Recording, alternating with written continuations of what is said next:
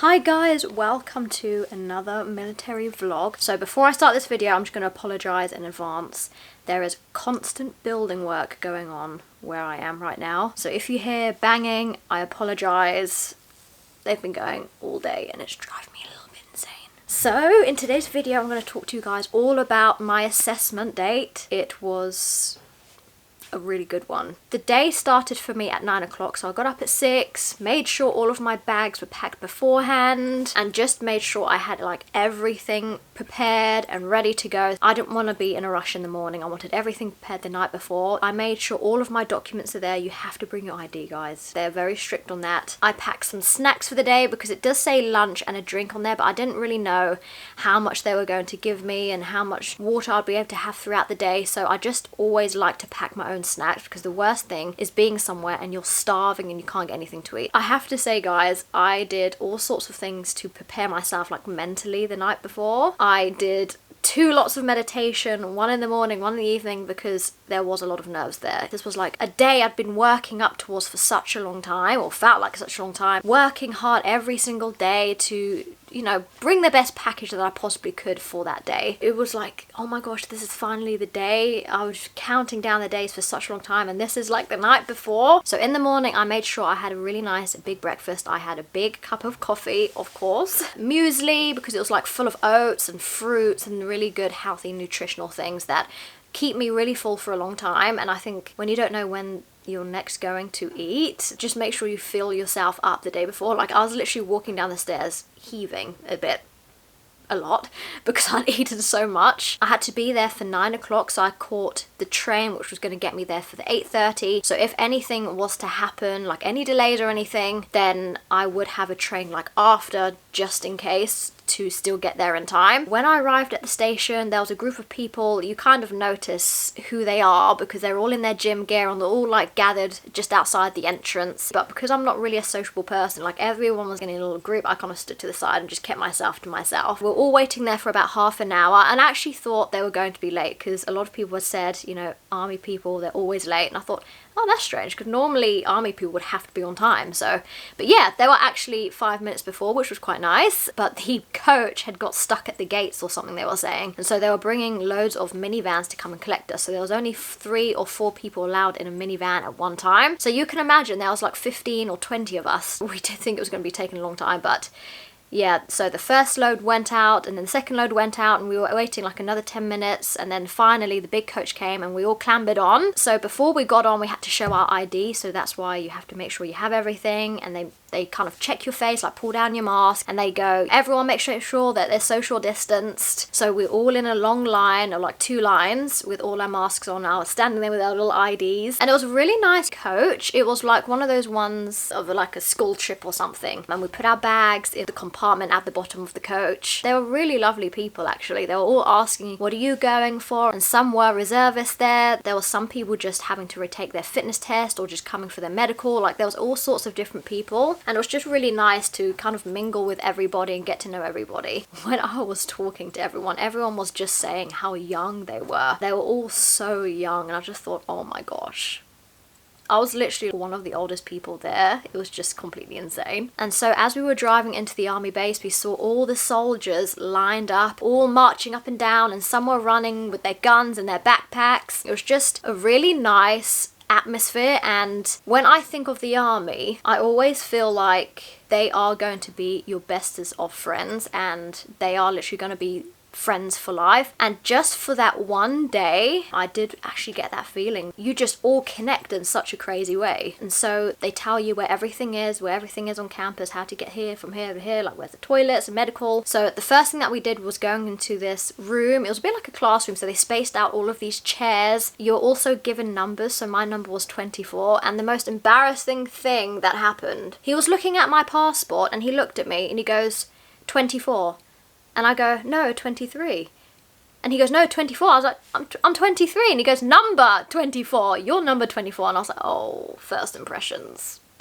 great.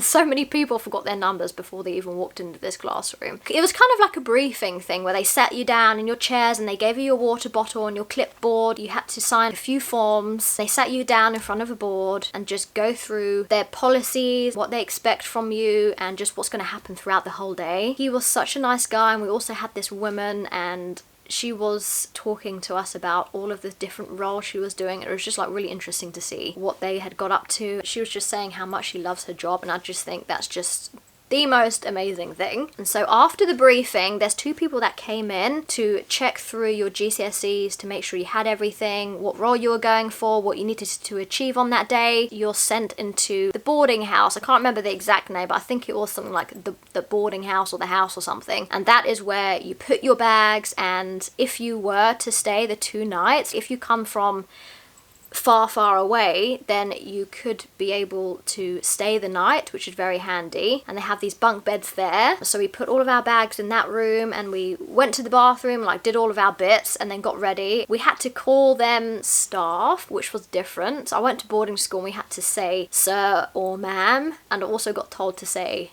mom, not ma'am. He basically told us what was expected of us, and like, your mum and dad aren't here kind of thing. And some guy next to me, he came in a suit, and I said to him, but why are you in a suit? Are you just coming for the interview? And he said, no, he's doing the whole assessment day. And I was like, but the interview's at the end. Like, you can't run in your interview clothes. And he goes, oh, well, I've also forgotten my trainers. After we had all of the briefings and we found out where everything is and where we had to go, after each stage we had to go back to the boarding house to speak to one of the staff. A bit like back and forth constantly. You have this checklist of everything that you need to do throughout the day. So I had medical, I had to do the fitness test, the cognitive test, and then the last thing I had to do the interview. They did say that someone had gone for their medical and it took up to 6 hours, but because I did the officer medical, thank goodness I was able to fly through that. Medical, it was literally like a doctor's. So that didn't take too long, and then going from there I went into the testing room, which is full of computers, and they had like this cling film put over the keyboards because of the virus. It's so funny how everything's changed because of the virus. You had to wipe down the chairs every time you use them. It was really structured well, because you can imagine how many people going in and out every single day. And so there were a few people in there already, and then there's a guy sitting at the desk, so you go and see him before you start your tests, and he basically shows you which computer to use and how to set everything up. But throughout my tests I could hear people coming in and out of the door and banging chairs, talking, and it was just like really distracting. When your mind's like this, just noise, it just completely messes up your focus. That's what I feel like anyway. Every time you finish one test, you go back to the boarding house and talk to the staff and ask him what to do next. So I went there, I talked to him, and I was like, I'm done. I've done the medical and I've done the testing. Now what do you want me to do? Because I knew that the next thing I would have to do is the running. And that was the thing I was most stressed about. And it was coming up to about 12 o'clock. I was absolutely starving. I was so hungry. And he said to me, are you hungry? And I was like, starving. So outside his little staff room, there was loads of baguettes, there was pop chips, there was apples, bananas, track bars, and he said, go and eat lunch and then come and see me at 1 o'clock. So I got a ham sandwich, I got a track bar, a banana, and also had my snacks in my bag. So I was absolutely starving. I ran to the room to eat, and all the meantime I was wearing my glasses, because you have to take your contact lenses out a few days before. Guys, if you wear glasses, you know exactly how it feels. The masks constantly steaming up my glasses, and I know the little trick of putting your glasses like over your mask so it doesn't steam up, but it was an absolute pain throughout the day. But anyway, we went in there and I phoned some family and told them how the day was going. When you first get in there, it just feels quite intense and quite intimidating as such. I kind of had in my head what it was going to be like before I actually went, so I better prepared myself mentally that it's a whole different environment, the army. So I had the ham baguette, banana, I had a protein bar in my bag, and made sure I drank a lot throughout the day. At that point, a few of the girls came into the room. Some people at different stages, some had had half completed the medical because the medical people went on a break, so they sent everyone away. So we're all at different stages, but it was all nice to be in the girls' room, just get to know everyone a bit more. So when we had finished lunch, I quickly went to go and put my contact lenses in. He did actually tell me that I'd have to run with my glasses because apparently they were having some problems with people putting their contact lenses in, but then the medical calling them back because they didn't do like the eye test properly. So they just said to me, keep your glasses on. I thought, oh, I can't do that. So I quickly ran to the bathroom and put my contact lenses in. I literally stuffed myself full of food because I didn't know how long the whole day was going to be before I actually could do my fitness test, but an hour afterwards they called you back and said that me and another girl and 2 other boys were going to do our fitness test, and I thought, oh my gosh, I've always waited an hour and a half to 2 hours before I run because I'm always getting stitches. But he said, you're going to do your fitness test now, and I thought, oh my gosh, I'm literally so stuffed. I could feel the baguette still there, you know. There's maximum 4 of you at a time, so we were the first lot to go out after you've got the green card for everything else. We got passed on to the personal trainer. We got taken into this room, and this is where you do your ball throw and mid-thigh pull. And because gyms hadn't been open, they were literally open for a week before, I hadn't been able to practice this at all. So I really was winging it. I went first with the ball. You literally sit against the wall pretty much, and you're sitting on this a bit like a gym floor, but it has all these markers on it to see how far you're throwing, and they give you 3 attempts and they take your best one. It was a 10 kg ball. They tell you a bit how to throw it. You just throw the ball and that's it, and they mark down your score. And I did ask, oh, what did I get, but he didn't want to tell me for some reason. Next up, you had mid-thigh pull, and they make sure it's in the right place and you feel comfortable. They count you down from 3, 2, 1, and you have to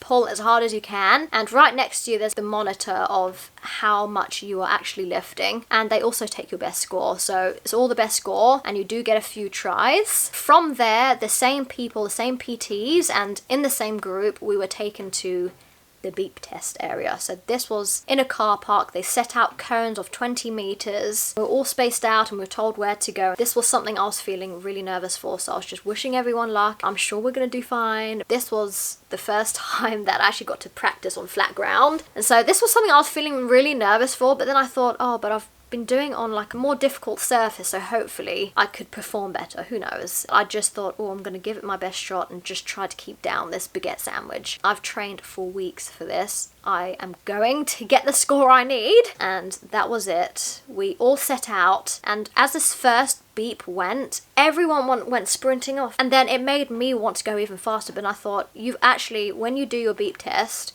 you've got to literally think of yourself. Just block everyone else out and just think of you in your own lane. I knew that if I was going to use up all of my energy, then I'm just going to completely burn out. The best thing to do is to go as slow as you can, obviously getting there with the beep. So that's what I do anyway. So I was running at my own pace. In my head, I thought, oh my gosh, I'm going to miss this beep. And I felt like all of the PT's eyes were on me because everyone else was getting there way before the beep. And I was just like taking my time. I was like keeping my arms by my side rather than like in the running position, because that's what gives you momentum. I thought, I'm going to use that later on. Just did my long, slow strides, and I'm really happy that I was able to just completely block out everyone, because otherwise I don't think I would have got the score that I did. So as it was getting faster and faster, the guy next to me and the girl next to him dropped out. Then it was just me and this guy, and what's really funny, I can't even remember the last 2 levels, like level 7, level 8, I cannot remember them at all. I just remember thinking, getting to level 6.6, which is what I needed for my role, and just completely zoning out. And I thought, oh,